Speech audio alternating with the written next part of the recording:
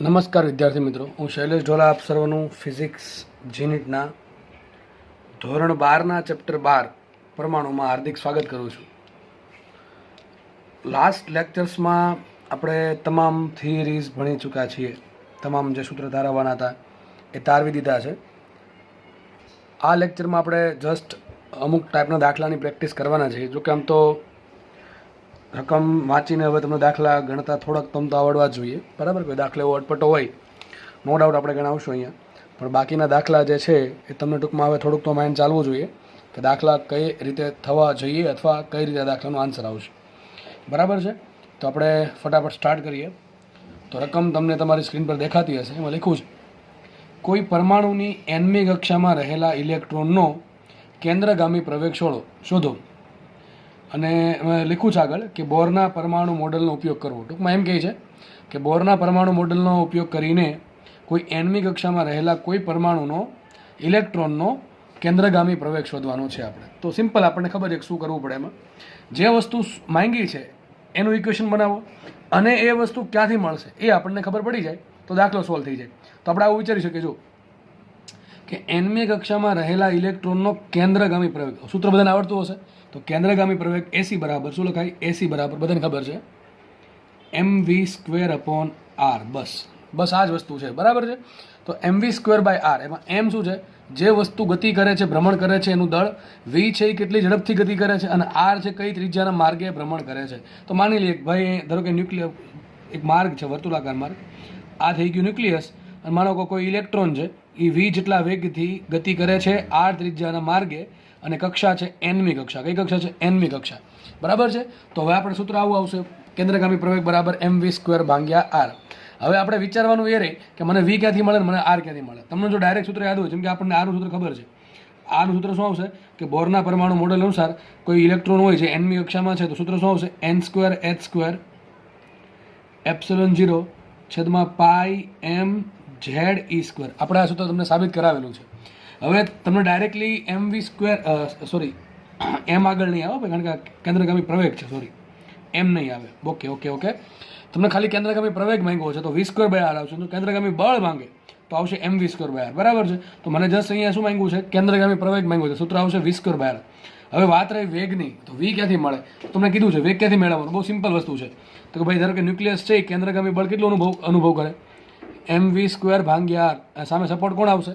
આકર્ષણ બળ. કયું આકર્ષણ બળ? કુલંબી આકર્ષણ બળ. તો સૂત્ર શું આવશે? k(q)(r²). આ બધી વસ્તુ ફટાફટ એટલા માટે ચાલે છે કે આપણે ભણી ગયા છીએ. તો અહીંયા ન્યુક્લિયસનો ધારો કે વિદ્યુતભાર છે Ze, ઇલેક્ટ્રોનનું વિદ્યુતભાર E, અને છેદમાં અંતર r².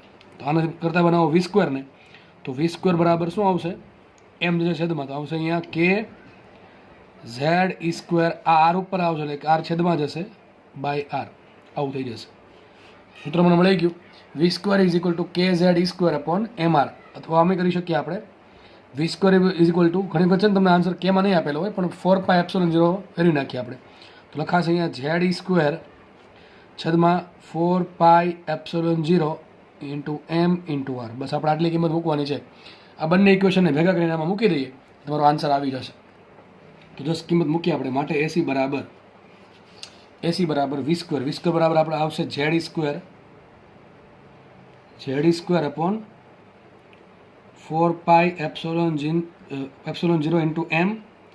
m/r. આ કોના બરાબર મૂક્યું મેં? v² બરાબર છે. ભાંગ્યા r છે ને, તો ભાંગ્યા r કરશો હજી તો શું થઈ જશે? અહીંયા r² થઈ જશે. તો મૂકીએ, થોડુંક હજુ વ્યવસ્થિત કરી નાખીએ. AC = Ze² 4πε0 m આવશે r². r² ક્યાંથી મળશે? અહીંથી. તો આપણી પાસે r ની કિંમત હોય તો r² શું મળશે? r² બરાબર અહીંયા આવશે, કરો ભાઈ બાજુ વર્ગ, n⁴ h⁴ અહીંયા π² m² z²e⁴. આ મને મળી ગયા r². અને એ r² ની કિંમત અહીંથી લઈને આપણે અહીંયા મૂકવાની છે. તો મૂકી દઈએ. આ Ze² વાળો આખું પદ એમ રાખો, 4πε0 m, અને r² છે ને એને આખું ઊંધું સ્ટેપ મૂકવું પડશે ને, કારણ કે 1/r² છે. સૂત્ર શું આવશે? આખું ઊંધું કરી લખી નાખવું છે. π² m² z²e⁴ n⁴ h⁴ ε0².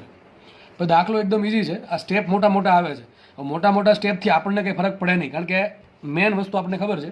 એક તો આ સૂત્ર અને વેગ કઈ રીતે મળે, તમને ડાયરેક્ટલી વેગનું સૂત્ર યાદ હોય બરાબર, અહીંથી જો કે કરાવેલું છે બરાબર, બધું કરાવેલું જ છે, એ યાદ હોય ડાયરેક્ટ મૂકવાનું છે. પછી સ્ટેપ ગમે એટલા મોટા આવે એનાથી આપણને કંઈ ફરક પડતો નથી બરાબર. હવે જસ્ટ સાદુરૂપ આપીએ તો જો અહીંયા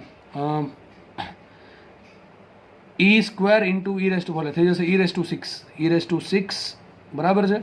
આગળ વધીએ એક તો ઝેડ ને ઇન્ટુ z² થઈ ગયો છે z³. તો આ બેનો વહીવટ પૂરો.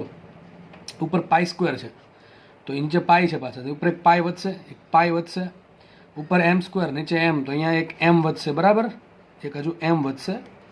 આગળ વધીએ આપણે, ઝેડ તો વહીવટ થઈ ગયો, ઈનો વહીવટ થઈ ગયો, અહીંયા 4 બાકી રહેશે તો 4 રહેવા દો એમને. પાઈનો વહીવટ થઈ ગયો, ε0 ઇન્ટુ ε0², ε0નો ઘન બરાબર છે. આગળ વધીએ એમનો વહીવટ થઈ ગયો, આવશે અહીંયા h⁴ ને n⁴. આ તમારો જવાબ. આમાં મારે ભૂલમાં કોઈ સ્ટેપ રહી ગયું હોય બરાબર છે, કોઈ લખવાનું રહી ગયું હોય કાંઈક, તો તમે તમારી જાતે સુધારી નાખજો બરાબર. બાકી આન્સર કંઈક આ ટાઈપનો આવશે, e⁻⁶ z³ πm છેદમાં 4 ε0³ h⁴ n⁴. હવે ઘણાના લોકોને આવા ઓપ્શન જોઈને જ બીક લાગે કે આવો આન્સર વિચિત્ર ક્યાંથી લાવો, પણ કંઈ હોતું નથી દાખલામાં. જુઓ તમે, દાખલો એકદમ ઇઝી દાખલો છે. હજી કહું છું કે મારથી કોઈ સ્ટેપમાં આમ તેમ થયું હોય કે કોઈ પદ ભૂલાઈ ગયું હોય તો તમારે તે એડજસ્ટ કરી દેવું, બન્યું હોય તો એવું કદાચ એવું બને તો, કારણ કે આપણે રિવર્સમાં જઈને દાખલો જોતા નથી પાછો એટલે બરાબર છે.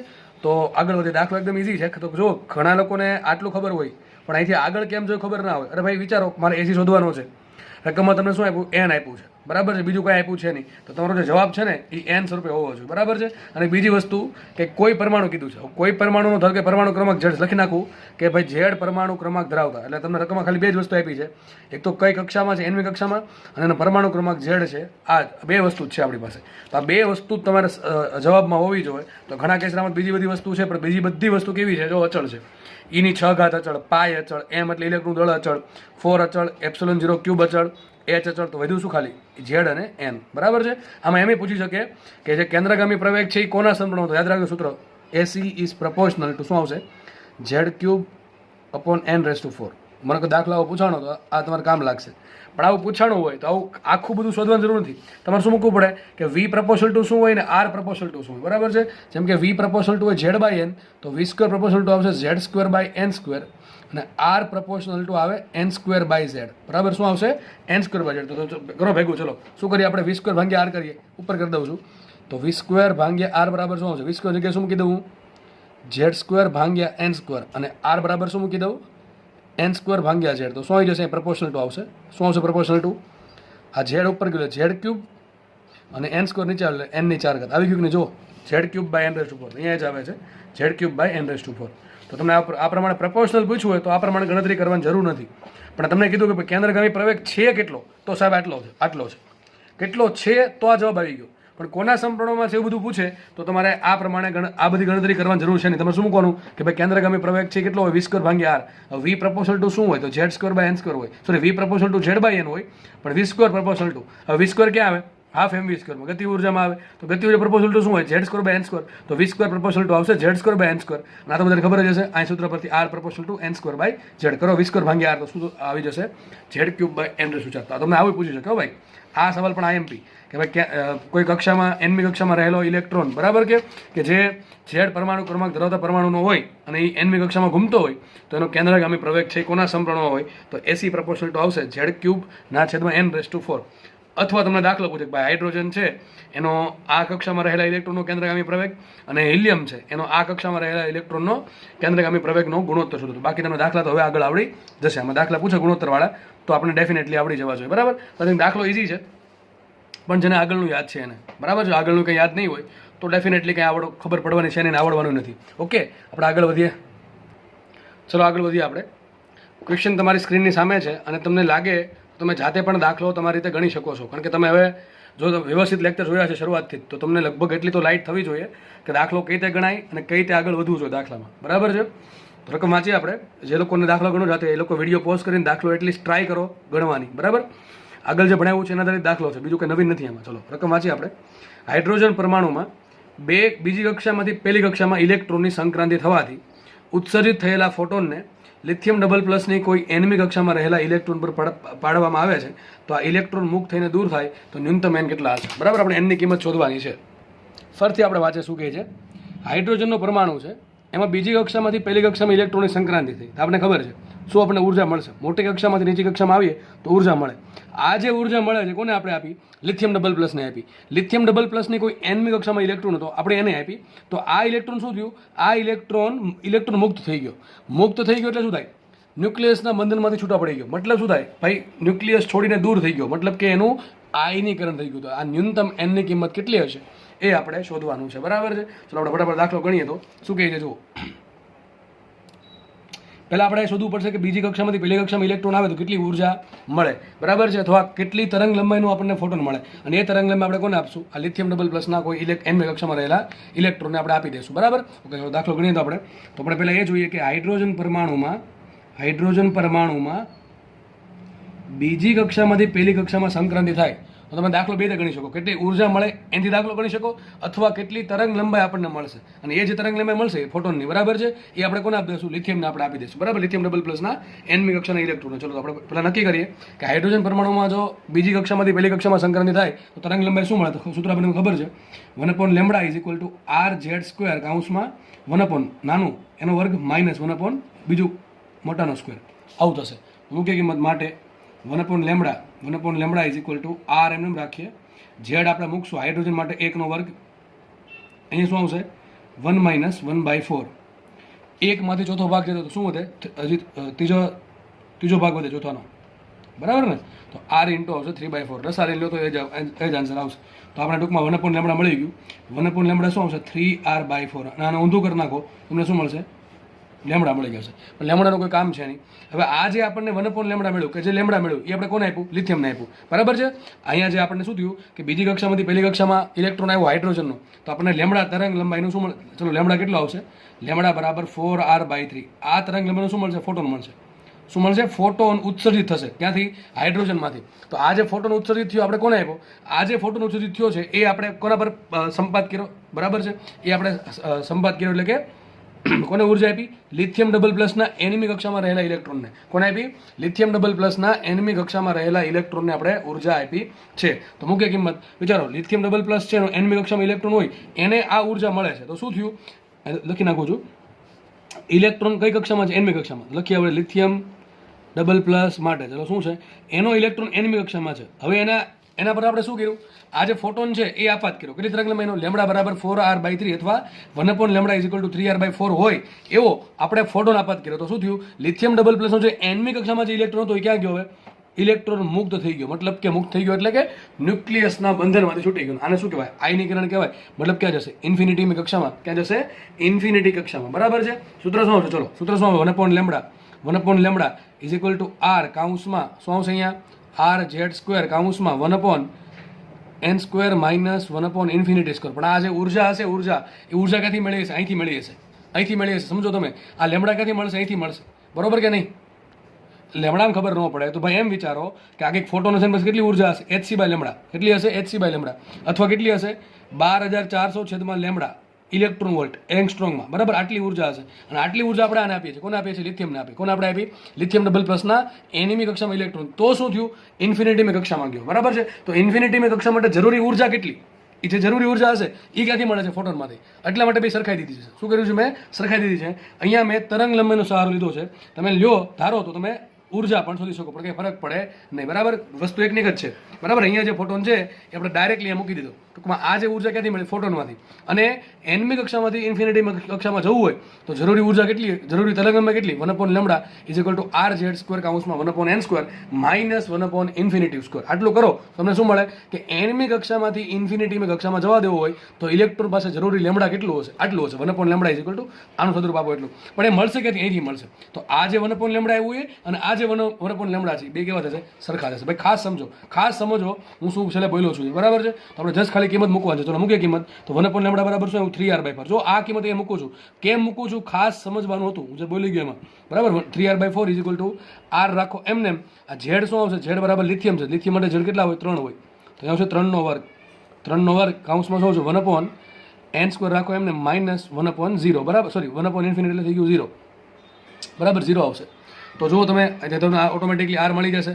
તો અહીં આપણે સાદુરૂપ આપીએ તો શું આવશે? અહીંયા 3R/4 = 3 સ્ક્વેર એટલે 9 થઈ ગયા ને, 3 square 9 R upon N square. તો માટે એન સ્ક્વેર બરાબર શું આવશે? આ એન સ્ક્વેર આમ લાવો એટલે આવશે 9 ગુણ્યા 4 ભાગ્યા 3 બરાબર છે.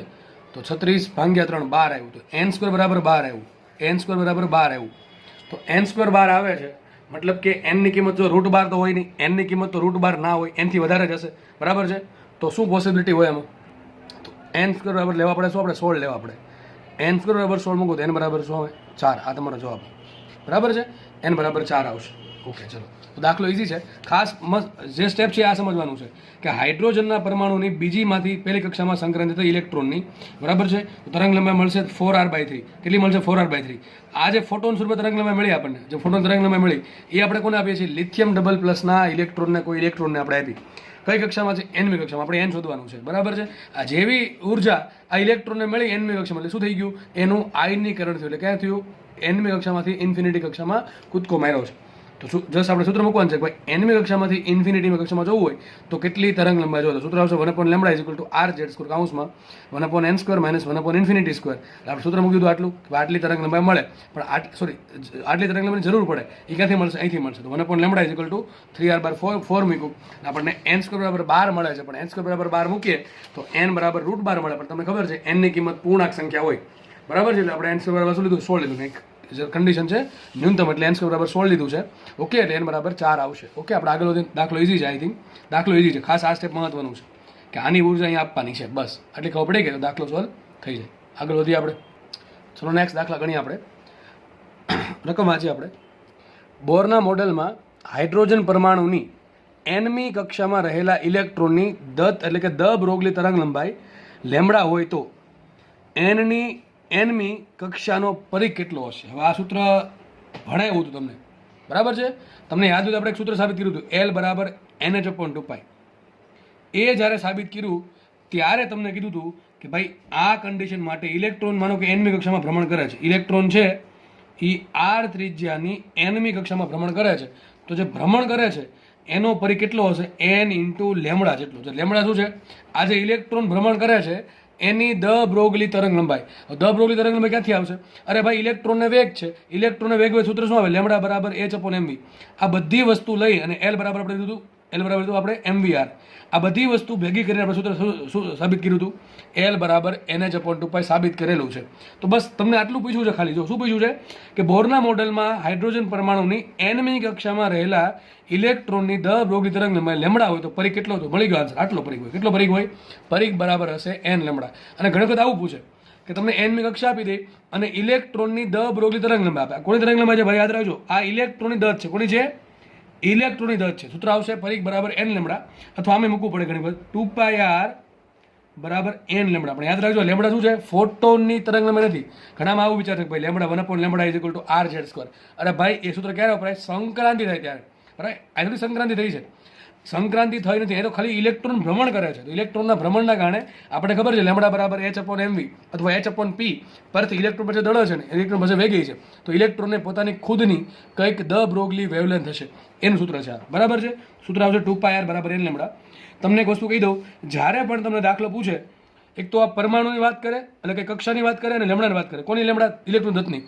ફરીથી કહું છું, જ્યારે તમને એક્ઝામમાં આ ચેપ્ટરમાંથી ઇલેક્ટ્રોનની દ બ્રોગલી તરંગ લંબાઈ લેમડાવાળો દાખલો પૂછાય તો એક વખત ટ્રાય કરી જોવી કે 2πr બરાબર n લેમડા પરથી દાખલો હશે. કોની વાત કરું છું? ઇલેક્ટ્રોનની દ બ્રોગલી તરંગ લંબાઈ લખી દઉં છું ખાસ. લેમડા શું છે? લેમડા છે ઇલેક્ટ્રોનની દ છે. તમે જે વિરું વિચારો છો 1/λ વાળું rz² કાઉન્સમાં 1/n² - 1/m², ટૂંકમાં જે હોય એ બરાબર છે, એ નથી. આ એ નથી. કારણ કે એ તો ક્યારે થાય? એક કક્ષામાંથી બીજી કક્ષામાં અથવા બીજી કક્ષામાંથી પહેલી કક્ષામાં આવે ત્યારે આપણને જે ઉર્જા આપવી પડે અથવા આપણને જે ઉર્જા મળશે ફોટોનની એના માટેનું સૂત્ર છે. આ તો ખાલી ઇલેક્ટ્રોનની કોઈ કક્ષામાં છે, ઇલેક્ટ્રોન કોઈ સંક્રાંતિ કરતો નથી ત્યારનું સૂત્ર આ છે. શું? 2πr બરાબર n લેમડા. લેમડા છે ઇલેક્ટ્રોનની દ બ્રોગલી તરંગ લંબાઈ, ડી બ્રોગલી વેવલેન્થ, n છે કક્ષા. કઈ કક્ષા? એટલે કે કક્ષાનો મુખ્ય ક્વોન્ટમ, r છે કક્ષાની ત્રિજ્યા બરાબર છે. તો પરિઘ બરાબર n લેમડા હશે. ચલો આગળ વધીએ આપણે. નેક્સ્ટ દાખલો જોઈએ. શું કહે છે? જો હાઇડ્રોજન પરમાણુમાં ઇલેક્ટ્રોન બીજી ઉત્તેજિત અવસ્થામાં ભ્રમણ કરે છે. હાઇડ્રોજન પરમાણુમાં ઇલેક્ટ્રોન બીજી, ખાસ વાંચો, બીજી ઉત્તેજિત અવસ્થામાં ભ્રમણ કરે. બીજી ઉત્તેજિત અવસ્થાને શું કહેવાય? n બરાબર 3. શું કહેવાય? n બરાબર 3. તો બીજી ઉત્તેજિત અવસ્થાને કહેવાશે n બરાબર 3. એમાં લખ્યું છે કે જેની ત્રિજ્યા એટલે કે ટૂંકમાં જે ઇલેક્ટ્રોન છે એ જ્યારે બીજી કક્ષામાં એટલે કે સોરી બીજી ઉત્તેજિત અવસ્થા એટલે કે n=3 ભ્રમણ કરે ત્યારે તેની ત્રિજ્યા કેટલી આપી? ત્રિજ્યા r બરાબર આપે છે મને 4.65 એંગસ્ટ્રોમ. કેટલી આપે છે? 4.65 એંગસ્ટ્રોમ. તો ક્વેશ્ચન શું છે? તો આ ઇલેક્ટ્રોનની દસ જણાવો. ચલો અહીંયા જે કીધું હતું એ જ દાખલો પૂછી દીધો તમે. જો મેં શું કીધું તમને હમણાં કે જ્યારે તમને દાખલો પૂછાય કે ભાઈ પરમાણુ, એક તો તમને ખબર કેમ પડે પરમાણુ જેમનો દાખલો છે, એક તો તમને n આપેલો હોય જો આના પરથી, એક તો n આપ્યું હોય, મુખ્ય ક્વોન્ટમ આંકની વાત હોય અને ઇલેક્ટ્રોનની કોઈ કક્ષાની ત્રિજ્યાની વાત હોય, ત્યારે યાદ આવે જોઈએ કે ચેપ્ટર નંબર 12નો દાખલો છે. ફરીથી કહી દઉં છું, જ્યારે તમને રકમમાં મુખ્ય ક્વોન્ટમ આંક n ની કંઈક વાત કરી હોય, ઇલેક્ટ્રોનની ભ્રમણની ત્રિજ્યાની વાત કરી હોય, એના વેગની વાત કરી હોય કે એના કોણીય વેગમાનની વાત કરી હોય, બોરનું મોડેલ એવો શબ્દ હોય, તરત લાઇટ થઈ જવી જોઈએ કે આ ચેપ્ટર 12નો દાખલો છે, ધોરણ 12ના. બરોબર છે? તો એ મૂકી આપણે n=3 મૂકીએ, r બરાબર મૂકી દીધા 4.65 એંગસ્ટ્રોમ. તો ક્વેશ્ચન સિમ્પલ છે. આ ઇલેક્ટ્રોન માટે તમે દત્ત જણાવો. ચલો દત્તનું સૂત્ર મેં શું કીધું હમણાં કે એક સૂત્ર મૂકવાનું, પરિઘ બરાબર n લેમ્બડા. શું મૂકવાનું? પરિઘ બરાબર n લેમ્બડા. પરિઘ હોય કેટલો? તો દેખાય જ છે આપણે ઇલેક્ટ્રોન છે r કક્ષા r ત્રિજ્યાની nમી કક્ષામાં ભ્રમણ કરતો હોય તો પરિઘ કેટલો બનશે? 2πr. સૂત્ર મૂકો 2πr = n લેમ્બડા. શોધવાનું છે લેમ્બડા. આપણે લેમ્બડા શોધ્યું હતું. લેમ્બડા બરાબર શું આવશે? 2πr/n. શું આવશે? 2πr/n. તો મૂકીએ લેમ્બડા બરાબર 2π એમને રાખો, 2 × π મૂકો 3.14 અથવા 22/7. r શું આપ્યું છે? r આપ્યું છે 4.65. 4.65 અને ભાગ્યા કરવા પડશે 3. બરાબર છે? તો તમારો આન્સર આવશે, ખબર નહીં શું આવે, કેલ્સી વગર આપણે યુઝ કરીએ તો જો આમ કંઈક કરી શકીએ. આ 4.65 × 2 કરવાનું છે ને, પહેલાં 4.65 × 2 કરી નાખીએ તો 65 દુ થશે 1.3. બરાબર ને? 65 દુ 130 એટલે થશે 1.3 ના 4 દુ 8 થઈ જશે 9.3. તો કંઈક આવું આવશે 9.3 × 3.14 ભાગ્યા 3. હવે જો આનો છેદ ઉડાડીએ આપણે 1 થી, પણ અહીં ઉપર 0.14 છે એટલે 1 પોઈન્ટ સમથિંગ કંઈક આવશે ને. બરાબર છે? 1.4 તેરી 12 એટલે લગભગ 0.5 લઈ લો, 1.05. બરોબર કે નહીં? તો 9.3 × 1.05 કરો તો 9 × 9 અને થોડુંક આગળ વધારે આપણે 9.5 લખી નાખું. બરાબર? શું લખી નાખું છું? 9.5 જેવું લખું છું. 9.5. બરાબર? અને શેમાં આન્સર આવશે? એંગસ્ટ્રોમમાં. કારણ શું એંગસ્ટ્રોમનું? અરે આપણને ત્રિજ્યા જે આપી એમ શેમાં આપી? એંગસ્ટ્રોમમાં આપી. ટૂંકમાં કંઈક આવો કંઈક આન્સર હશે આની આસપાસ. એક્ઝેક્ટ આપણને ખબર નહીં શું આન્સર હોય. તો લેમ્બડા બરાબર લગભગ 9.5 થી થોડુંક ઓછું રહેશે મારા મતે. બરાબર? તો લેમ્બડા બરાબર 9.3 × 1.05 કરશો એટલે લગભગ તમને આવો કંઈક આન્સર આવશે. તમારો જવાબ આવી ગયો. આપણે જવાબનું કંઈ કામ નથી, આપણે આનું કામ છે સૂત્ર કયું વાપરવું. બરાબર છે? બાકી આંકડા તો ફેરવીને તમને ગમે આપી દેશે. ઓકે, આપણે કંઈ ફરક પડે નહીં. તો ખાસ અહીંયા જોવાનું છે કે જ્યારે તમે ઇલેક્ટ્રોનની દત્તની વાત કરે, સૂત્ર કયું આવશે? પરિઘ બરાબર n લેમ્બડા. એટલે એક સાથે દાખલા સરખા એટલા માટે ગણાયો કે મગજમાં બેસી જાય આરામથી. બરાબર છે? તો 2πr બરાબર n લેમ્બડા આપણે યુઝ કરવાનું હતું. ઓકે, આગળ વધીએ આપણે. બરાબર છે? આગળ વધીએ અને અહીંયા ગણતરી છે તમારે તે કરી દેવી, તમને જે પણ સારી લાગતી હોય. બરાબર? આવા જે આન્સર છે ને, આવા આન્સર ખાસ પાયવાળા અથવા આ ટાઈપની ગણતરીના, એમાં ડાયરેક્ટલી ઠેકડો મારવાનો ઓપ્શન પર. ઓપ્શનમાં શું ઓપ્શન આપેલા છે? બરાબર? તમને એક જ ઓપ્શન આપ્યો છે જે 9 પોઈન્ટ સમથિંગ વાળો હશે, બાકીના ઓપ્શન બધા અલગ જ હશે. એટલે ઓપ્શન પરથી ખબર પડે કે આપણે ગણતરી કેટલી એક્યુરેટ કરવાની છે. મને ખબર નહીં કે આનો આન્સર શું આવે. આપણે ગણતરી આરામથી કરી શકીએ કે આનો બેનો આ ગુણાકાર શું થાય. બરાબર છે? પણ આપણે એમાં ટાઈમ વેસ્ટ કરવો નથી. હજી કહું છું, તમારે પણ આવું જ કરવાનું છે. પણ જેટલું સ્માર્ટ વર્ક કરશો એટલા જ માર્ક્સ આવશે. કારણ કે તમારી એક્ઝામ જે આપવાની છે ને એ 3 કલાકમાં આપવાની, જે પાકું છે. તમને કોઈ 3 કલાકથી એક વધારે સેકન્ડ પણ નહીં આપે, એ પણ યાદ રાખજો. અને ખાસ જીવાળા એમ તો એક્ઝામ કોમ્પ્યુટરમાં હોય છે એટલે ઓટોમેટિકલી એ સબમિટ થઈ જશે જેવી 3 કલાક થશે એટલે. અને 3 કલાકમાં અમે નીટનું પેપર ખેંચી જ લેશે. એટલે જે પણ એક્ઝામ આપવાનું છે 3 કલાકમાં આપવાનું છે. એટલે આપણે સ્માર્ટ વર્ક કરવાનું છે. અને ઘણા લોકો હજી આવી ટેવ હોય આમ કરવા બેસે 9.3 × 1.05 જે પણ કાંઈ હોય એ. બરાબર છે? હવે આવું કરવામાં સમય શું કામ વેસ્ટ કરવો? ખાસ આપણને ખબર પડી કે ભાઈ આવે એનો ગુણાકાર કે 9 પોઈન્ટ સમથિંગ કંઈક આવે, 9.5 કે એનાથી વધારે કંઈક ઓછો કંઈક હશે, આપણને એક્ઝેક્ટલી ખબર છે નહીં. બરાબર? અથવા 9.3 થી થોડોક વધારે આવશે. જે પણ આવતો હોય 9.5, 9.6, 9.4, 9.7, 9.8 જે પણ હોય આઈ ડોન્ટ નો. બરાબર? પણ એટલી ખબર પડે કે આવો ઓપ્શન ગોતી લેવાનો. 4 ઓપ્શન આપ્યા છે, એમાંથી કયો આન્સર 9 પોઈન્ટ સમથિંગ છે. માનો કે બધા ઓપ્શન આવા છે 9.5, 9.4, 9.3, 9.7. બરાબર? આવા ઓપ્શન છે તો ખબર પડે કે આપણે ગણતરી થોડીક વ્યવસ્થિત કરવાની છે. બાકી પણ આવું બનશે જ નહીં. ખાસ નીટમાં જીમાં તો લગભગ બનશે નહીં. ગુજરાત બોર્ડમાં આવું બને કે તમારી પાસે કેલ્સી હોય. બરાબર છે? એમાં લગભગ આવું નહીં બને એક્ઝેક્ટલી. તો પણ ટૂંકમાં તમને ઓપ્શન જે આપ્યા હશે એ ઘણા દૂર હશે. મોસ્ટ ઓફ ધી કેસમાં rare of the rare case ક્યારેક કોઈ સટકેલ મગજનો વ્યક્તિ આવી ગયો હોય, ઓપ્શન સેટ કર્યા હોય તો ક્યારેક વળી એને બહુ નજીક ઓપ્શન સેટ કર્યા હોય છે. બાકી તો આવું બહુ ઓછું બનશે. હું તો એમ કહું બનશે જ નહીં ક્યારેક. બરાબર છે. ગણતરી કેટલી હદ સુધી કરવી એ હજી ખબર ન પડે તો ભાઈ હકીકત તમારો સમય ઘટી શકે એવું છે. કાં તમારે તુક્કો મારવો પડે પછી તુક્કો મારો, આટલું બધું યાદ રાખો, 2 વર્ષ યાદ રાખો, બરાબર એની પ્રેક્ટિસ કરીએ, ચેપ્ટરની સૂત્રપોથી બનાવીએ, એ પછી વાંચીએ અને સિમ્પલ આવી ગણતરીના કારણે સમય ઘટે કે માર્ક જાય એવું આપણે પોસાય એમ જ નથી. બરાબર છે, એવું પોસિબલ જ ના થવું જોઈએ. આના કારણે આપણે સમય ઘટો. બરાબર, તો એવું ક્યારે થાય કે જ્યારે તમે ગણતરી તો કરતા શીખો અને સ્માર્ટ ગણતરી કરો. ગણતરી કરવાની છે સ્માર્ટલી. ઓકે, ચલો આઈ થિંક હું જે કહું છું તમને સમજ પડી ગઈ હશે હું શું કહેવા માંગુ છું.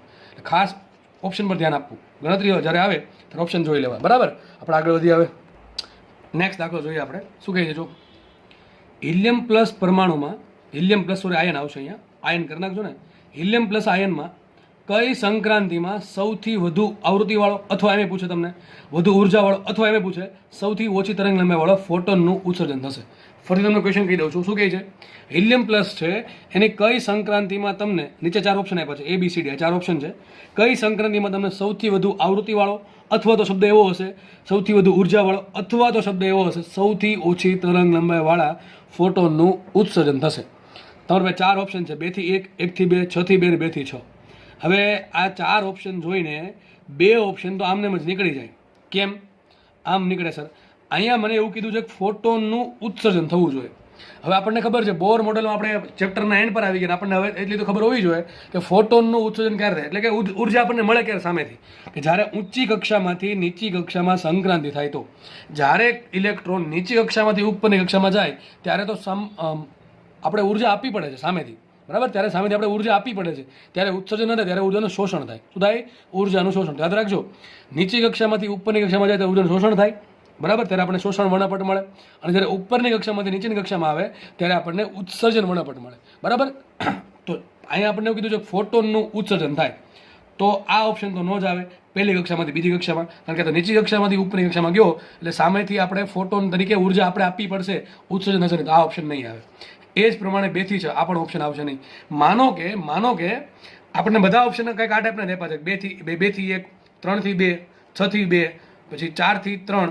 બરાબર, તો 4 ઓપ્શન આપણા હોઈ શકે. પણ અહીંયા તો જે ઓપ્શન તમને સેટ કરીને આપ્યા છે, મેં એટલા માટે તમને આવા સેટ કરીને આપ્યા કે મારે તમને આવું શું સમજાવી હતી. બરાબર, માનો કે તમને એક્ઝામમાં કંઈક આ ટાઈપનું થયું અને 3 ઓપ્શન આ ટાઈપે નીકળી જાય છે તો દાખલો ગણવાની જરૂર પણ નથી. અને કદાચ બને આવું ભાઈ, એવું નથી કે હું ખાલી કહું છું કે આવું નથી બનતું, આવું ઘણી વખત બનશે ખરું. તમારે સ્માર્ટલી તમે કેટલા સ્માર્ટ છો ચેક કરાવવું બની શકે. બરાબર છે, તો ક્યારેક આવું બનતું હોય કે તમને કીધું હોય ઉત્સર્જન થાય છે ને, અહીંયા કક્ષા તમને આપ્યો નીચેમાંથી ઉપર, તો એ ઓપ્શન કાઢી નાખવાના. અને ત્રણેય માનો કે આ પ્રમાણે નીકળી જતા હોય તો જે વૈધો ટીક કરી દેવાનો. બરાબર છે, એ હંમેશા ઉપર નીચે હશે.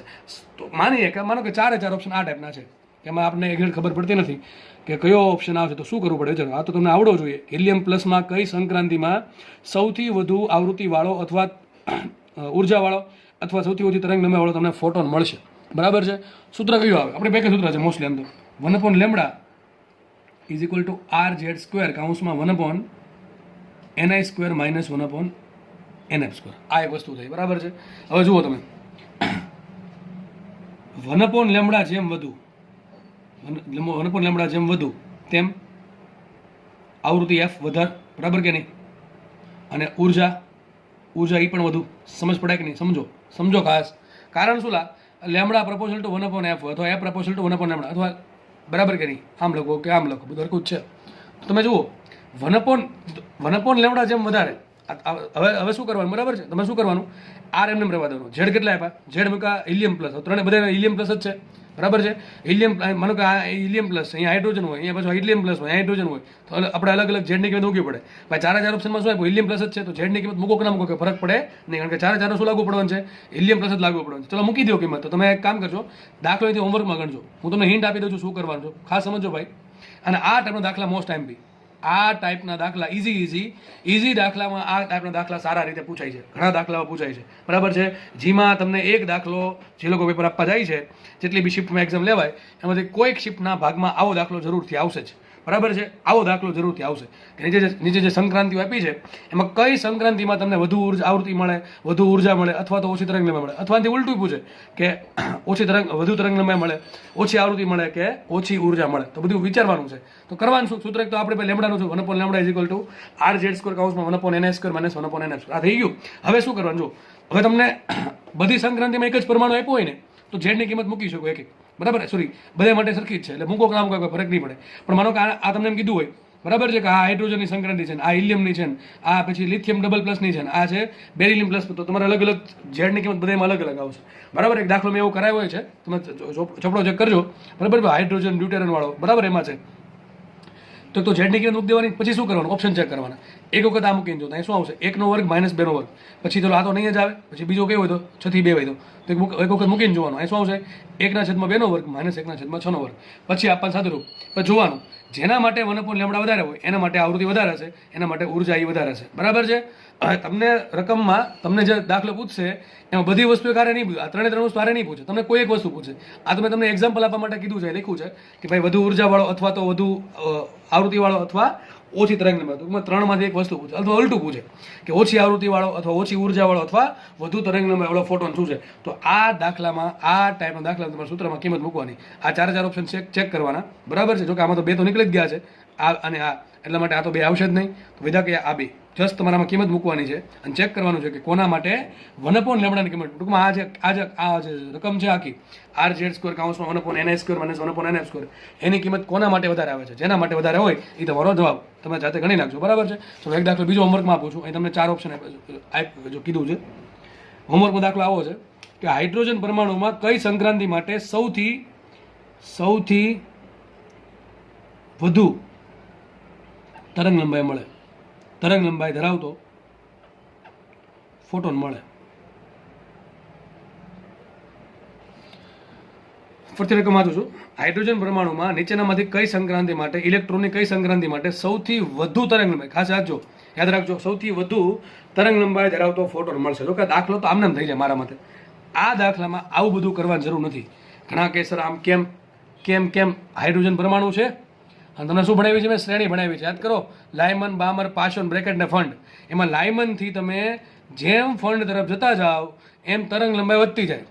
તો તમારે આમ ચેક કરવાનું છે કે આમાંથી કઈ તરંગ લંબાઈ માટે, આ કઈ શ્રેણી ક્યાં પડે. બરાબર, અને શેના માટે તમને સૌથી વધુ તરંગ લંબાઈ મળે. એક તો એક રીત એ થઈ, પણ આ ક્યારે લાગુ પડે, તમને હાઇડ્રોજન આપ્યું હોય તો જ. બરાબર, બીજા માટે લાગુ પડશે નહીં. તો સર આવું યાદ ન શું કરવું, બસ આમાં કિંમત મૂકવાની. હાઇડ્રોજન તમને કીધું છે, આમાં બેમાં ફરક શું છે, 2 દાખલામાં. અહીંયા હિલિયમ છે ને અહીંયા હાઇડ્રોજન છે, એનાથી કાંઈ ફરક બીજો ન પડે. અહીં Z = 4 આવે હિલિયમ માટે અને Z = 1 આવે. જો કે બધી જે સંક્રાંતિ આપી છે માત્ર કોના માટે આપી છે, હાઇડ્રોજન માટે જ આપી છે બધી સંક્રાંતિ. તો Z મૂકો કે ના મૂકો કે ફરક પડશે ને. તમારે ચેક શું કરવાનું, 3 થી 1 લો તો શું મૂકવાનું, 1 વર્ગ માઇનસ 3 વર્ગ. 4 થી 3 લો શું મૂકવાનું, 3 વર્ગ માઇનસ 4 વર્ગ. 6 થી 4 મૂકો શું કરો, 1/4 વર્ગ માઇનસ 1/6 વર્ગ. અને 5 થી 3 મૂકો શું કરો, 1/3 વર્ગ માઇનસ 1/5 વર્ગ. પછી જોવાનું કોના માટે 1/λ વધારે, જેના માટે 1/λ વધારે એના માટે F વધારે, એના માટે ઉર્જા વધારે, એના માટે લેમડા ઓછું. અહીંયા તમને ઉલટું પૂછ્યું છે, કોના માટે તરંગ લંબાઈ સૌથી વધુ. તો જેના માટે 1/λ નાનું એની તરંગ લંબાઈ મોટી. સમજ પડે કે ન પડે, એમ ખબર ન પડે. લેમડાને 1/λ કરી નાખો ઊંધું તો શું મળી જશે, લેમડા મળી જશે. બરાબર, દાખલો હોમવર્કમાં આપું છું એટલા માટે આપણું ચેપ્ટર હવે પૂરું થઈ ગયું છે. અને હજી જો આવું તકલીફ પડતી હોય તો આપણે લેક્ચર વ્યવસ્થિત જોયા તેવું સાબિત થાય છે. બરાબર છે. તો લેક્ચર વ્યવસ્થિત જોયા છે તો તમને હું શું જે બોલું છું, જે દાખલા તમે હોમવર્કમાં આપું છું એ ડેફિનેટલી તમને આવડી જ જશે. બરાબર છે. તો દરેક વિદ્યાર્થી એવા દાખલા હોમવર્કમાં ગણવા. એક દાખલો બીજો હોમવર્કમાં આપું, ત્રીજો. આમ તો નીચેનામાંથી કઈ સંક્રાંતિ દરમિયાન, નીચેનામાંથી કઈ સંક્રાંતિ દરમિયાન શું રાખશું આપણે, સૌથી વધુ ઉર્જાના ફોટોનનું ઉત્સર્જન થશે. ચલો બરાબર છે. હું ઓપ્શન આપું છું. હાઇડ્રોજન પરમાણુ એક લઈ લઈએ, હિલિયમ લઈ લઈએ, એક લઈ લઈએ લિથિયમ ડબલ પ્લસ ને એક લઈ લઈએ બેરિલિયમ +3. બરાબર, 4000 એક એક્ઝામ્પલ આપણે આપી દઈએ. દાખલો આખો જો ઓપ્શન A છે, ઓપ્શન B છે, ઓપ્શન C છે અને ઓપ્શન D છે. ઓકે, ચલો લખીએ. અહીંયા આપણે 6 થી લખીએ 2, અહીંયા લખી નાખીએ આપણે 3 થી 1, અહીં લખીએ 4 માંથી 2 અને બેરિલિયમ +3 માટે ઓપ્શન બનાવીએ આપણે 3 માંથી 2. ઓકે, ચલો આ 4 ઓપ્શન છે. આ 4 માંથી કઈ સંક્રાંતિમાં, હાઇડ્રોજનની 6 થી 2મી સંક્રાંતિ, હિલિયમ +3 માંથી પહેલી કક્ષામાં સંક્રાંતિ, લિથિયમ ડબલ પ્લસની 4 માંથી 2માં સંક્રાંતિ અને બેરિલિયમ +3ની 3 માંથી બીજી સંક્રાંતિમાં કઈ સંક્રાંતિ દરમિયાન તમને સૌથી વધુ ઉર્જાવાળા ફોટોનનું ઉત્સર્જન થશે. હવે આમાં તમારે શું કરવું પડે? ચારે ચાર માટે અલગ સૂત્ર વાપરવું પડે. 1/λ is equal to R Z square. કારણ કે ચાર ચાર માટે લેમડા, આના માટે ઝેડ કેટલો? 1, આના માટે ઝેડ 2, આના માટે ઝેડ 3, આના માટે ઝેડ 4. બરાબર? તો ઝેડની અલગ અલગ કિંમત આવશે અને સંક્રાંતિ પાછી અલગ અલગ છે. બધી તમારે ચેક કરવું પડશે. બરાબર? તમારે આના માટે 1/λ શોધવાનું, આના માટે 1/λ શોધવાનું, ચારે ચાર માટે 1/λ શોધો. પછી અહીં વાંચવાનું શું કીધું છે મને? સૌથી વધુ ઉર્જા ક્યારે વધારે? તો આપણે ખબર છે E બરાબર HF બરાબર HC/λ. બરાબર છે? તો જેમ F વધારે એમ એ ઉર્જા વધારે. F ક્યારે વધારે હોય? 1/λ વધારે હોય તો. બરાબર? અથવા લેમડા જેમ નાનું હોય એમ ઉર્જા વધારે. બરાબર કે નહીં? તો બસ તમારે ચેક શું કરવું છે? આ ચારમાંથી કોનું 1/λ સૌથી વધારે આવે છે? 1/λ બરાબર કે તમને આર સમથિંગ એક કિંમત મળશે. બરાબર છે? ચારમાં તો ચારમાંથી કોનું 1/λ સૌથી વધારે મળે છે એ તમારો જવાબ થઈ જશે. તો આવજો, આ દાખલા આવડી ગયા. તો આ દાખલો આવડી ગયો સમજવાનું, આપણે કોઈ પણ દાખલો આવશે આવડી જશે. ખાસ અહીંયા યાદ રાખવાનું એ શું પૂછ્યું શું છે. નેક્સ્ટ ક્વેશ્ચન આપણે લઈએ ઉપરનો. કયા નીચેનામાંથી કયા અણુની આયનીકરણ ઉર્જા સૌથી ઓછી છે? ચલો શું ક્વેશ્ચન છે? નીચે તમને 4 ઓપ્શન આપ્યા છે. એ 4 ઓપ્શનમાંથી તમારે એવું કહેવાનું છે કે નીચેના જે 4 ઓપ્શન છે એમાંથી કયો અણુ અથવા પરમાણુની આયનીકરણ ઉર્જા સૌથી ઓછી છે.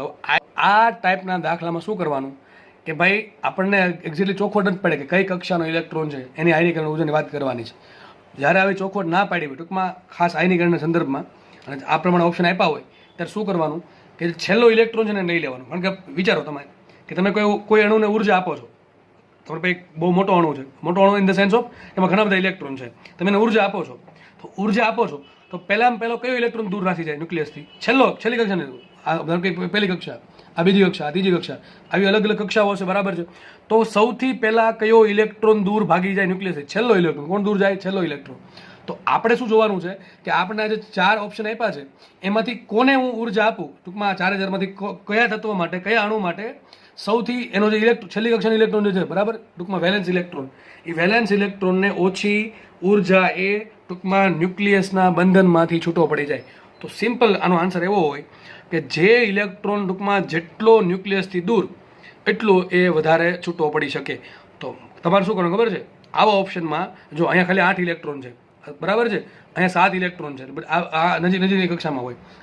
અહીંયા જો 55 ઇલેક્ટ્રોન છે. કેટલા છે? 55. એટલે બહુ દૂર હશે ને, 55 ઇલેક્ટ્રોન જે પણ હશે, બરાબર છે ને? અહીંયા 18 ઇલેક્ટ્રોન જ છે. ટૂંકમાં તમારે કરવાનું શું ભાઈ? જે સૌથી મોટો પરમાણુ ક્રમાંક જેનો હોય ને ટીક કરી દેવાનું. બરાબર? એક્ઝેક્ટલી આ. અને બીજી વાત, આમાં આપણે પેલું સૂત્ર વાપરી નહીં શકીએ En બરાબર -13.6 Z² ભાગ્યા n². આ ક્યારે લાગુ પડે? બોરના અધિતર્કને લાગુ પડે. અને બોરનો અધિતર્ક શું હતો? બોરનું મોડેલ શું હતું કે ભાઈ એક જ ઇલેક્ટ્રોન હોવો જોઈએ. એ તો ઘણા 55 ઇલેક્ટ્રોન છે, અહીંયા 8 ઇલેક્ટ્રોન છે, 7 ઇલેક્ટ્રોન છે, અહીંયા 18 ઇલેક્ટ્રોન છે. એટલે આપણે આ સૂત્ર પ્રમાણે ગણતરી નહીં કરવી પડે. આપણે સિમ્પલ શું કહેવાય કોમન સેન્સનો ઉપયોગ કરીને આન્સર ટીક કરવો પડે. બરાબર છે? તો કોમન સેન્સ એવું કહે છે કે આનો 55માં ઇલેક્ટ્રોન જે સૌથી દૂરની કક્ષામાં છે, આના 8 ઇલેક્ટ્રોન ઘણા નજીક હશે ન્યુક્લિયસની, આ 7 ઇલેક્ટ્રોન ઘણા નજીક હશે, આ 18 ઇલેક્ટ્રોન ઘણા નજીક હશે, અને અહીંયા જે CS છે, બરાબર, જેનો પરમાણુ ક્રમાંક 55 છે, એનો જે 55મો ઇલેક્ટ્રોન છે છેલ્લી કક્ષામાં, એ ઘણો દૂર છે ન્યુક્લિયસથી, એટલે એ આરામથી દૂર જઈ શકે. જો કે આ દાખલામાં તો ચોખવટ પાડવી પડે કયા ઇલેક્ટ્રોનની વાત કરે છે. એ કંઈ વાત નથી કરી. એટલે આપણે કોની વાત કરી લીધી? વેલેન્સ ઇલેક્ટ્રોનની. કોની વાત કરી? વેલેન્સ, એટલે કે છેલ્લી કક્ષાની ઇલેક્ટ્રોનની વાત કરી છે. બરાબર છે? તો જ્યારે આનો દાખલો આવે ત્યારે તમારે શું કરવું? જો કે આવા દાખલા મોસ્ટલી કેમિસ્ટ્રી પૂછતા હોય છે, બાકી ફિઝિક્સમાં તો કંઈક લોજિક હોય તો દાખલો પૂછે. બરાબર કે નહીં? તો તમારે કરવાનું, તમારે ટૂંકમાં શું કરવાનું છે? પરમાણુ ક્રમાંક જેનો વધારે હોય ટીક કરી દેવાનું. બરાબર? In short. બાકી આમાં કંઈ સૂત્ર તમે વાપરી ના શકો એક્ઝેક્ટલી. આવા બધા સૂત્ર આપણે જે પણ અત્યાર સુધી ચર્ચા કરી છે એ સૂત્ર અહીંયા લાગુ નહીં પડે. કારણ કે એ કોને લાગુ પડે? બોરના પરમાણુ મોડેલ લાગુ પડે. અને બોરનું પરમાણુ મોડેલ માત્ર એક જ ઇલેક્ટ્રોનનું બનેલું છે. બરાબર છે? ઓકે, તો જ લાગુ પડે, બાકી લાગુ પડશે નહીં. એટલે આપણે આ સૂત્ર આધારિત દાખલાનો આન્સર નહીં આપી શકીએ. -13.6 Z² ભાગ્યા n². તો જસ્ટ સિમ્પલ તમને શોર્ટકટ આપું કે ભાઈ જે પરમાણુ ક્રમાંક જેનો સૌથી વધારે હોય એ તમારે ટીક કરી દેવાનો. જો કે મેં કીધું એ પ્રમાણે આવા ક્વેશ્ચન્સ કેમિસ્ટ્રીમાં પૂછાતા હોય છે. ફિઝિક્સમાં કંઈક શું કહેવાય સૂત્ર હોય અથવા લોજિક હોય તો દાખલા પૂછે, પણ ક્યારેક ભાઈ કોઈ આવી ગયો હોય પેપર સેટર તો આ ટાઈપનો દાખલા પૂછી નાખે, આપણને વાંધો આવવો જોઈએ નહીં. બરાબર? આગળ વધીએ આપણે. નેક્સ્ટ દાખલો જોઈએ આપણે. શું કહે છે દાખલો? હાઇડ્રોજન પરમાણુમાં ઇલેક્ટ્રોન nમી કક્ષામાંથી n-1મી કક્ષામાં, બરાબર, જેટલો ક્વોન્ટમ ધરાવતી કક્ષામાં સંક્રાંતિ કરે તો જે ઉત્સર્જિત થતા વિકિરણની તરંગ લંબાઈ છે એ પ્રપોર્શનલ ટુ n⁻x, આવૃત્તિ છે એ n⁻y હોય. તો ટૂંકમાં આપણે x ને y શોધવાના છે. ચલો, અને રકમમાં એવું કીધું છે કે n is very very very very greater than 1 છે. શું કહે છે? માનો કે એક ન્યુક્લિયસ છે અહીંયા, એનાથી બહુ દૂર, ઘણી દૂર એક કક્ષા છે, nમી કક્ષા. કઈ કક્ષા? સોરી, આપણે માનો કે nમી કક્ષા છે, આ કક્ષા nમી કક્ષા છે. Just a minute. બરાબર? તો માનો કે એક ન્યુક્લિયસ છે, એનાથી ઘણી દૂર, કારણ કે આપણે કન્ડિશન આપી છે n is very very very very greater than 1. ટૂંકમાં એક કરતાં એનની કિંમત બહુ મોટી છે, બરાબર. માનો કે બહુ દૂરની કક્ષામાં એક ઇલેક્ટ્રોન છે, ક્યાં છે? એનમી કક્ષામાં. એ ઇલેક્ટ્રોન કૂદકો મારીને ક્યાં આવે છે? નીચી કક્ષામાં. જો ક્યાં આવે છે? એનમી કક્ષામાંથી n-1મી કક્ષામાં. તો ક્યાં આવ્યો? n-1મી કક્ષામાં. આ પ્રમાણે અહીંથી લઈને અહીંયા સંક્રાંતિ કરી, બરાબર છે. તો ક્વેશ્ચન એવો છે કે જે વિકિરણનું ઉત્સર્જન થાય છે એ વિકિરણની તરંગ લંબાઈ છે એ એનની કેટલી ઘાતના સમપ્રણો હોય, અને જે આવૃત્તિ છે, જો કે તરંગ લંબાઈ મળે એટલે આવૃત્તિ મળી જવાની છે, કેટલી ઘાતના સમપ્રણો હોય આવૃત્તિ જે છે, બરાબર. તો એક્સ મળે તો વાય ઓટોમેટિક મળશે. બે કેવા હશે? વ્યસ્ત હશે એકબીજાના, બરાબર કે નહીં? ચલો આગળ વધીએ. આપણે તો શું કરવું પડે? સૂત્ર મૂકવું પડે, બીજું કાંઈ ના કરે. કયું સૂત્ર છે? મારે લેમડા શોધવું છે. સૂત્ર શું? 1/λ ઇઝ ઇક્વલ ટુ હાઈ આર ઇન્ટુ ઝેડ સ્ક્વેર કૌંસમાં 1/ni² માઇનસ 1/nf². આવું તમને ભણાવ્યું છે. અહીંયા સંક્રાંતિ ક્યાં થઈ? એનમી કક્ષામાંથી n-1મી. તો જે નાની છે અહીંયા મૂકવાની, મોટી છે અહીંયા મૂકવાની, બરાબર. અને ઝેડ શું મૂકશું આપણે? ઝેડ બરાબર મૂકશું, હાઇડ્રોજન છે એટલે ઝેડ બરાબર 1 મૂકી દઈએ આપણે. 1/λ ઇઝ ઇક્વલ ટુ આર એમ રાખવાનું. ઝેડ બરાબર મૂકી દઈએ 1/2. અહીંયા કાઉન્સમાં શું આવશે? કાઉન્સમાં 1/, એના તરીકે શું છે? નાની કક્ષા કઈ છે? n-1. અહીંયા આવશે n-1² માઇનસ આવશે nf એટલે ઉપરની કક્ષા n². હવે આપણે લેમડા છે એ એનના કેટલી ઘાતના સમપ્રણમાં છે આપણે એ શોધવાનું છે. એના માટે મારે આપવું પડે સાદુરૂપ. તો ચલો સાદુરૂપ આપણે લસા લઈ લઈએ. તો આને અહીંયા ગુણો અને અહીંયા ગુણો. તો શું આવશે? માટે 1/λ ઇઝ ઇક્વલ ટુ આર કાઉન્સમાં અહીંયા શું આવશે? વિચારો, n² માઇનસ અહીંયા આવશે n-1² અને છેદમાં આવશે n² ઇન્ટુ n-1², બરાબર કે નહીં? ચલો આગળ વધીએ આપણે. તો થોડીક આપણે સ્માર્ટ વર્ક કરવાનું છે આમાં, એટલે દાખલાનો આન્સર આવી જશે. ચલો આપણે કાઉન્સ છૂટો પડે. શું આવશે? ઉપર n² એમને. ચલો આ કાઉન્સ છૂટો પાડો. શું આવશે? અહીંયા n² + 1 + 2n. શું આવશે? n² + 1 + 2n. તો આવશે minus n² -1 minus minus plus, બરાબર ને? અહીં શું આવશે? -2n, બરાબર. આ કોના જેવું થઈ ગયું? a માઇનસ b નો વર્ગ શું થાય? a² + b² - 2ab એના જેવું છે. તો અહીંયા n² + 1 -2n minus minus plus, તો +2n છેદમાં શું આવશે? n² કાઉન્સમાં n² - 1. તો આપણે સદરૂપ આપણે શું આવશે? 1/λ ઇઝ ઇક્વલ ટુ આર એમ રાખો. નીચે લખું માટે 1/λ ઇઝ ઇક્વલ ટુ આર રાખીએ એમને. આ n² ઉડી ગયા. ઉપર શું વધે? 2n - 1. શું વધે? 2n - 1 છેદમાં શું આવશે? n² into n² - 1. હવે બુદ્ધિ વાપરવાની છે. હવે બસ તમારી બુદ્ધિ વાપરવાની છે. જોકે આમાં આપણે દ્વિ પ્રદીપ પ્રમેયનો ઉપયોગ કરીને દાખલો ગણી શકીએ, પણ એમાં બધું બહુ જરૂર છે નહીં. એ બધા એમાં જવાની જરૂર આઈ થિંક મને નથી લાગતી, કારણ કે આપણે આમાં બુદ્ધિ વાપરવાની છે. આપણે કન્ડિશન શું આપી કે ભાઈ એનની કિંમત 1 કરતાં બહુ વધારે છે. એનની કિંમત બહુ વધારે છે. માનો કે તમે લઈ લો ભાઈ 1 કરોડ. કેટલી લઈ લો? એનની કિંમત 1 કરોડ. હું જસ્ટ એક્ઝામ્પલ આપું ભાઈ તમને ખાલી, બરાબર? જસ્ટ એક્ઝામ્પલ આપું છું. એનની કિંમત તમારે 1 કરતાં બહુ મોટી લેવાની છે. તમે ગમે એ લ્યો, બરાબર? 1 કરતાં ઘણી મોટી લેવાની છે. તો આપણે વિચારી શકીએ. જો સૂત્ર શું આવ્યું? 1/λ લખશું આપણે. 1/λ ઇઝ ઇક્વલ ટુ આર રહેવા દો એમને. ચલો હવે એક તો n બહુ મોટા છે, સમજો. એનની કિંમત બહુ મોટી છે 1 કરતાં. પાછું ડબલથી પછી ઉપર ગુણાકારમાં 2 ડબલ થઈ જશે. માનો કે તમે એનની કિંમત તમે ધારી 500. શું ધારી? જસ્ટ ખાલી એક્ઝામ્પલ આપો. 500 ગુણ્યા 2 કરો 1000 થઈ ગઈ. હવે તમે 1000માંથી 1 બાદ કરો, ના બાદ કરો, બહુ કંઈ ફરક નહીં પડે, કારણ કે એનની કિંમત 1 કરતાં બહુ મોટી છે. તો ઉપર શું આવશે? 2n માંથી 1 બાદ કરો કે નહીં કરો, લગભગ એનો આન્સર 2n જેટલો જ આવશે. કોનો જેટલો આવશે? 2n જેટલો. ચલો આપણે શું કરી નાખ્યું? 2n - 1 નું મેં કરી નાખ્યું 2n. ચલો આગળ વધીએ. નીચે n² એમને રાખું છું અને n - 1/2. જો n ની કિંમત તો બહુ મોટી છે. n માંથી તમે 1 બાદ કરો કે ના કરો, કાંઈ ફરક પડે નહીં. તો હું એમ જ માનું છું કે n માંથી હું 1 બાદ ના કરું તો શું આવશે? અહીંયા n² આવશે. શું આવશે? n². સમજ પડી કે ન પડી? તો સૂત્ર શું બની ગયું? માટે 1/λ ઇઝ ઇક્વલ ટુ આર. જો આ 2r થઈ ગયું, શું થઈ જશે? 2r. આ 2r અને શું આવશે? n એક ઉડી જાય. શું આવશે? n³. બરોબર કે નહીં? તો આપણે પ્રપોર્શનલ કામ લખાઈશું લેમડા પ્રપોર્શનલ ટુ n³, બરાબર કે નહીં?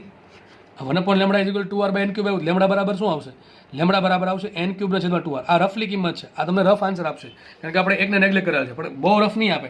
લગભગ નજીક હશે આ આન્સર અને આનો આન્સર, બરાબર? આજે 1/λ છે એ અને આજે 1/λ છે, બે લગભગ નજીક હશે. સમજો? ખબર પડે કે નહીં? કારણ કે n ઘણો મોટો છે 1 કરતાં, એટલા માટે. ત્યાંથી સાબિત થયું લેમડા પ્રપોર્શનલ ટુ, અને ઊંધું કરી નાખો. શું થઈ ગયું?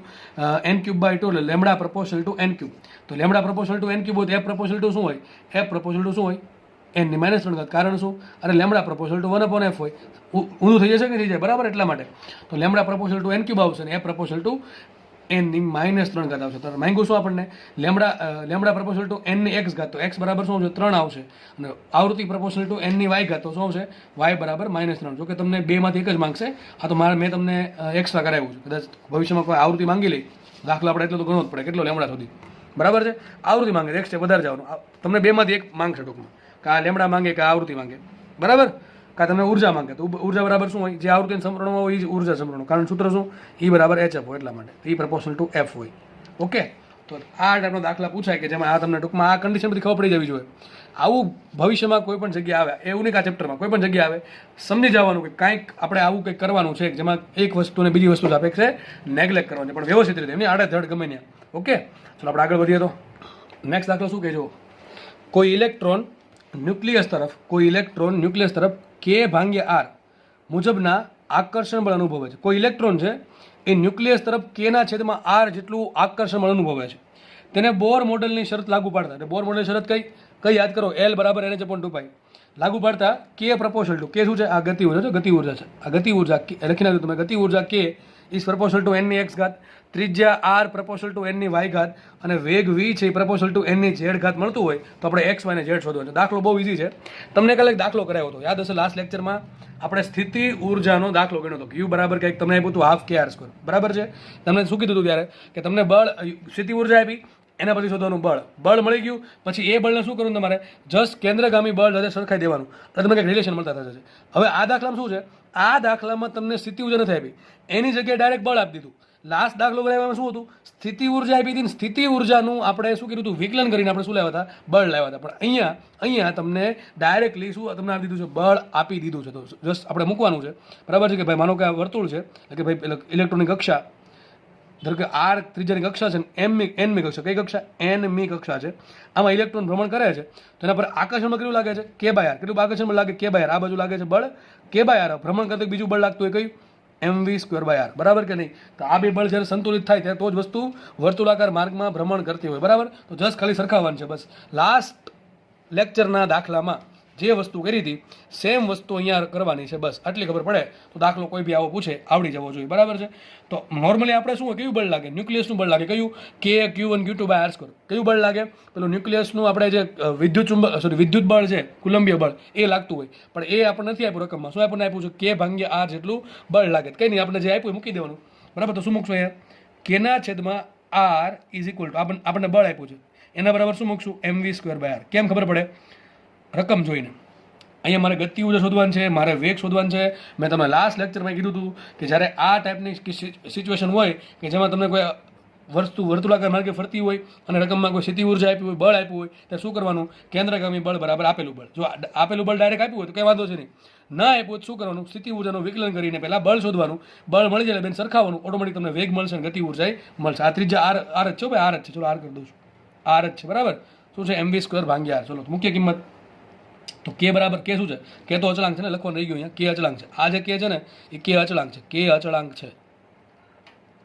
ઓકે, તો જુઓ તો શું આવ્યું? K/R આપણે રકમમાં આપ્યું છે અને વર્તુળાકાર માર્ગે ભ્રમણ કરે શું થશે? mv²/r. બે કેવા થાય? સરખા થાય. સાબિત શું થયું? સાબિત થયું K બરાબર mv². આ K શું છે? હજી કહું છું, આ K અચળાંક. શું છે? અચળાંક રકમમાં આપણને આપેલો છે એ છે.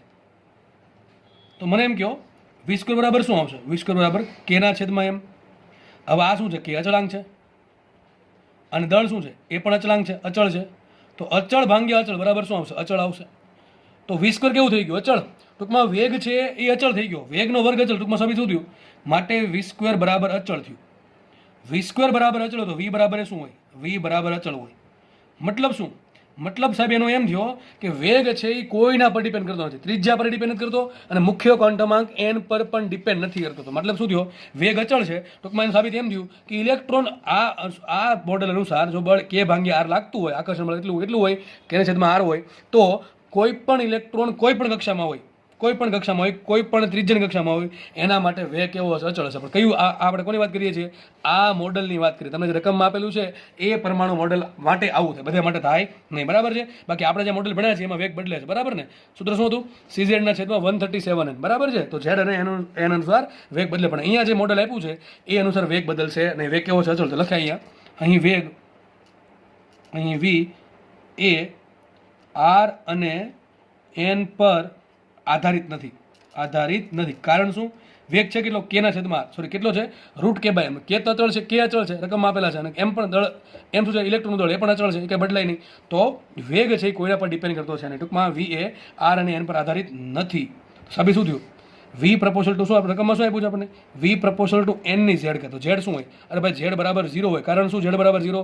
અરે ભાઈ માનો કે વી પ્રપોઝલ ટુ એન ની એક ઘાત આવ્યું તો આપણે ઝેડ બરાબર 1 કહેત, 2 ઘાત આવ્યું તો 2 કહેત. પણ અહીંયા વેગ છે એ એન પર ડિપેન્ડ નથી કરતો. સાબિત શું થયું? V proportional to N raise to 0 છે અને V proportional to R raise to 0 છે. વેગ છે એ એન પર પણ ડિપેન્ડન્ટ નથી અને વેગ છે એ ત્રિજ્યા પર પણ ડિપેન્ડન્ટ નથી. બરાબર? વેગ કેવો થઈ ગયો? અચળ થઈ ગયો. ટૂંકમાં કોઈ પણ ઇલેક્ટ્રોન ગમે ત્યાં હોય એનો વેગ કેટલો હશે? હંમેશા વી બરાબર અંડર રૂટ કે બાય એમ. ચલો વેગ અચળ થઈ ગયો. ગતિ ઉર્જા સૂત્ર શું આવે? ગતિ ઉર્જાનું સૂત્ર, ગતિ ઉર્જા કે બરાબર હાફ એમવી સ્ક્વેર. શું આવશે સૂત્ર? Half MV. ચલો મૂકીએ કિંમત.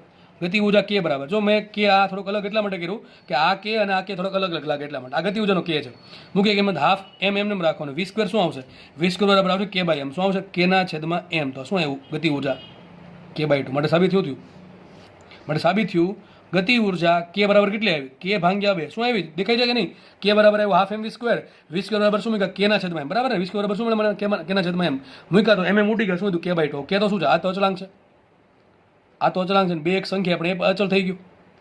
કેવું થઈ ગયું? અચળ. તો માટે સાબિત શું થયું?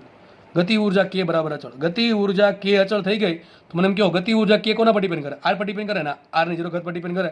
ગતિ ઉર્જા છે એની કેટલી ઘાત પર ડિપેન્ડ કરે? 0 ઘાત પર ડિપેન્ડ કરે. કારણ શું? કારણ એ છે સાહેબ કે ગતિ ઉર્જા અચળ છે. કારણ કે સૂત્ર શું આવ્યું? કે ભાગ્યા 2 આવ્યું. ગતિ ઉર્જા આ સૂત્ર અનુસાર બળ લાગતું આકર્ષી બળ, તો ગતિ ઉર્જા આવશે કે બરાબર કેના છેદમાં 2. તો ગતિ ઉર્જા અચળ થઈ ગઈ. પણ ડેફિનેટલી છે ભાઈ, વેગ અચળ હોય અને દળ તો બદલાતું નથી, તો વેગ અચળ તો ડેફિનેટલી ગતિ ઉર્જા અચળ જ આવવાની. સૂત્ર શું આવે? હાફ એમ વી સ્ક્વેર. એટલા માટે સમજ પડે કે ન પડે? તો ચલો અહીં શું કીધું છે? ગતિ ઉર્જા કે પ્રપોર્શનલ ટુ, શું કહે છે? એક મિનિટ. ગતિ ઉર્જા કે પ્રપોર્શનલ ટુ એન ની એક્સ ઘાત. હવે એન ની કેટલી ઘાત પર ડિપેન્ડ કરે? 0 ઘાત. તો આપણને એક્સ બરાબર શું મળ્યા? 0 મળ્યા. તો ઝેડ બરાબર પણ 0 આવશે અને એક્સ બરાબર પણ 0 જ આવશે. કારણ કે ગતિ ઉર્જા અને વેગ બે અચળ છે, કોઈના પર ડિપેન્ડ કરતા છે નહીં. વધ્યું શું? ત્રિજ્યા. ચલો ત્રિજ્યા ક્યાંથી લાવશું? ચલો વિચારો, ત્રિજ્યા ક્યાંથી લાવશું? અરે યાદ કરો, ત્રિજ્યા અને એનને ક્યાંથી ભેગા કરવાના? મેં તમને એક શોર્ટકટ કીધી હતી. મેં તમને કીધું હતું કે યાદ રાખજો, ભવિષ્યમાં કામ લાગશે. શું કીધું મેં? કે મારે ત્રિજ્યા અને એનને ભેગા કરવા છે. અરે ભાઈ એક જ વસ્તુ લાગુ પડે. બોરનો અધિતક શું કહે? કોણીય વેગમાન. કોણીય વેગમાન શું હોય? એલ બરાબર NH/2π. બસ આનો યુઝ કરવાનો છે. બરાબર છે કે નહીં? તો ભવિષ્યમાં યાદ રાખજો, જ્યારે પણ તમારે ત્રિજ્યા આર અને મુખ્ય ક્વોન્ટમ એન બેન ભેગા કરવાનું શું કરવું પડે? એલ બરાબર NH/2π બરાબર શું યાદ રખાય? MVR. મને એમ કહો સાબિત શું થયું આના પરથી? આર બરાબર શું આવશે? આર બરાબર એન એમને રાખો, બાકી શું વધશે? H/2π ઇન્ટુ MV વધશે કે નહીં વધે? હવે હું છે ને આગળ લખતો નથી, તમને સમજાવી દઉં. જુઓ મેં શું કરું? આરને કરતા બનાવ્યા, તો MV ક્યાં ગયું? છેદમાં ગયું. તો અહીં શું આવશે? NH/2π MV. બરાબર છે? હવે મને કહ્યું એચ કેવા? અચળ. આ પદ આખું અચળ. આ 2π એમ કેવા? અચળ કે નહીં? બરાબર ને? 2π એમ કેવા? અચળ જ. બરાબર છે? 2π એક સંખ્યા છે ને, એમ શું છે? ઇલેક્ટ્રોન દળ. હવે મને એમ કહો વી શું છે? વી આપણા જે કેસ આ જે દાખલો છે એમાં વેગ પણ કેવો અચળ છે? વી કેવો છે? અચળ છે. આને પણ શું થઈ ગયું? અચળ થઈ ગયો. ટૂંકમાં આખું પદ કયું? H/2π MV. નોર્મલ કેસમાં છે ને વી અચળ ન હોય. નોર્મલ કેસમાં આપણે જે મોડેલ ભણ્યા છીએ, બરાબર છે, એક્ઝેક્ટલી જે મોડેલ છે બોરનું, એમાં વી અચળ નથી. પણ અહીંયા આપણે જે દાખલો આપણને આપ્યો છે એમાં વી અચળ છે. તો મતલબ આખું પદ અચળ છે. સાબિત શું થયું? R proportional to N. હવે R proportional to N, R ની કેટલી? એન ની કેટલી ઘાત હોય? એક ઘાત હોય. આર પ્રપોર્શનલ શું થાય? આર છે એ એન ની એક ઘાતના સમપ્રમાણમાં છે. તો સાબિત શું થયું? R proportional to N raise to હોય તો વાય બરાબર શું આવશે? વાય બરાબર 1 આવશે. તો આ તમારો જવાબ થઈ ગયો. તો યાદ રાખજો, દાખલા આવા ગમે એટલા બનાવીને તમને ગણાવું એનો કંઈ મતલબ નથી. એક ને એક વસ્તુ આવે છે. તમને સ્થિતિ ઉર્જા આપી હોય તો ડાયરેક્ટ શું કરો? એનું વિકલન કરીને બળ મેળવો. જે બળ આવે એને MV² આ રીતે સરખાઈ દો. તમને વેગનું પૂછવું હશે, ગતિ ઉર્જાનું પૂછે, ત્રિજ્યાનું પૂછે, કોઈ પણનું પૂછે, બરાબર? દાખલો હંમેશા આ પેટર્નમાં જ આગળ વધશે. ઓકે.